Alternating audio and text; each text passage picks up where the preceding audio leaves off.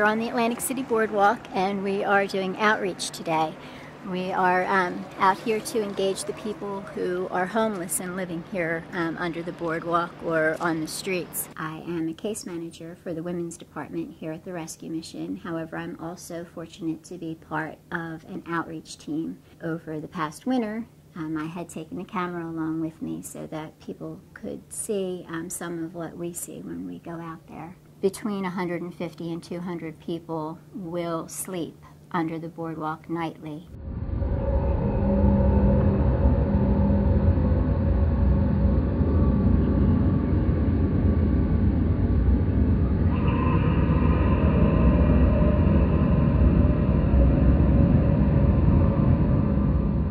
There's a stark contrast between the wealth that is on the top of the boardwalk and the poverty that is below.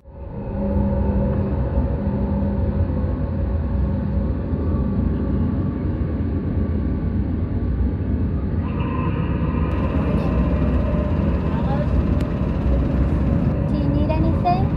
Is your health okay? My name's Kay. Just tell them that you saw me and okay. Thank you. You're welcome. If you don't mind, I'm going to walk past you and see if I can see if he needs anything while we're here, okay? Yeah. Excuse me, sir. These are people, these are human beings that are living in these circumstances. Many Americans are becoming one healthcare crisis away from homelessness and poverty. Everybody is in the same boat.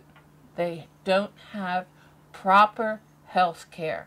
Health care should be something that everybody should be provided in the United States. Why do I have to pay an insurance company all this crazy amount of money for something I'm supposed to be getting free? If your dog is sick and you don't take care of that dog, the SPCA comes and they have the police arrest you for the dog. How could healthcare not be a human right? I mean, how could we, as a people, as a society, say that you have money, come on in, get what you need, and go your own way. You sit out there and we'll get to you when we feel it. Like I went to the hospital because I was having, I'm 6 months pregnant now, and I was having contractions. If you're living in a place like the Mission or a homeless shelter, they put homeless on your wristband, like you're really a second and third class citizen, and that's not, like, that means you get treated last, and if you're lucky, you get to see a doctor. And when they put a band on your wrist, they put homeless on it. So when you go in there, they look at homelessness and they don't treat you the same. They treat you differently. I feel that way. A lot of other people, when they realize you're homeless, they don't give you the respect that they would give most people. It's degrading. It's really like what I don't matter. I'm not as important as the next person. I'm going to ask you a few questions. No problem. And you're going to answer. Okay. Okay? Yeah. Can you think of a time when you feel that your economic and human rights were violated? My name is Glenda Adams. When I came to Atlantic City, 4 years ago, I wound up in the shelter. If you don't have a job in the casino, just to make ends meet is very hard. In my own life, my grandson died and there was a vaccination. I was never even told about it. I was never even offered. And he got sick because he didn't get that vaccination and he died. And that really upset me. That really made me pissed off. When I found out about that, I found out about Poor Voices United. They was meeting at the Mission, and I went down there and I became curious. And I learned about my economic and human rights, and that if I can help educate someone else and be in this fight, I believe that it's a fight worth fighting for. I'm gonna fight. Hi, how are you today? Hi. We're talking to people about health care. We work with a group trying to fight for the right to health care. Poor Voices United is a group of people in the Atlantic City area who see the economic human rights violations that are occurring in this area specifically, as well as across the state, and trying to change that by bringing people together who are affected by these economic human rights violations to affect social change for everyone. $75 to go to the emergency room, $20 for prescription.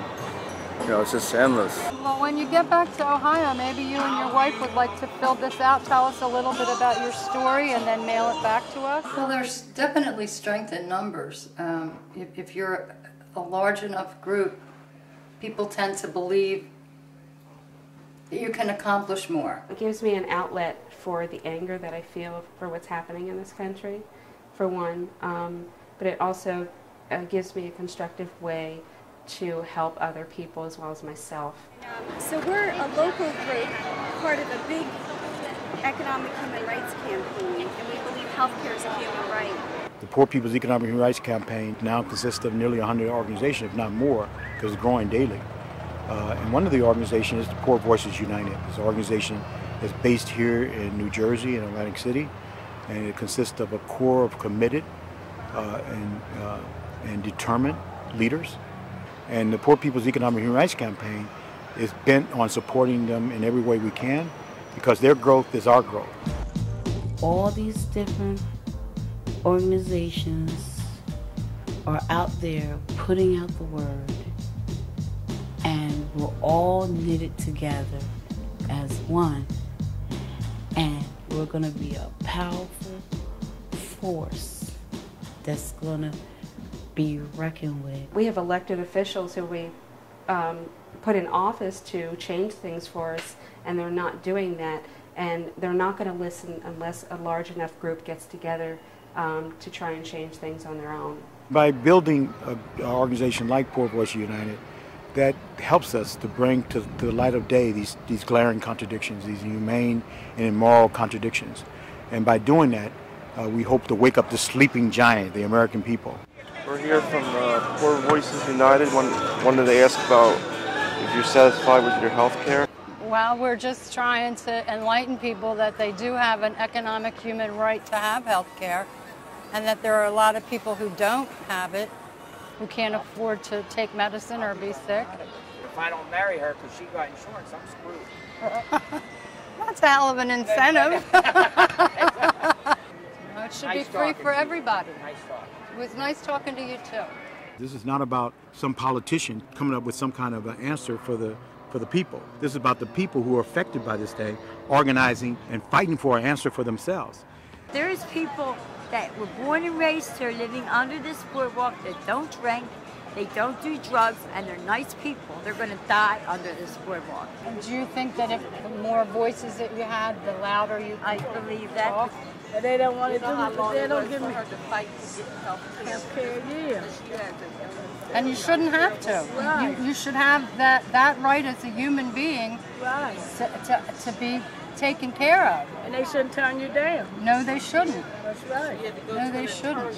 Well, do you think you could take this home and just tell me your story and then mail it back to us? Okay. Because we're eventually going to put all these stories and the video together and present it in an effort to get better health care and more affordable health care for people. All right, yeah. Okay?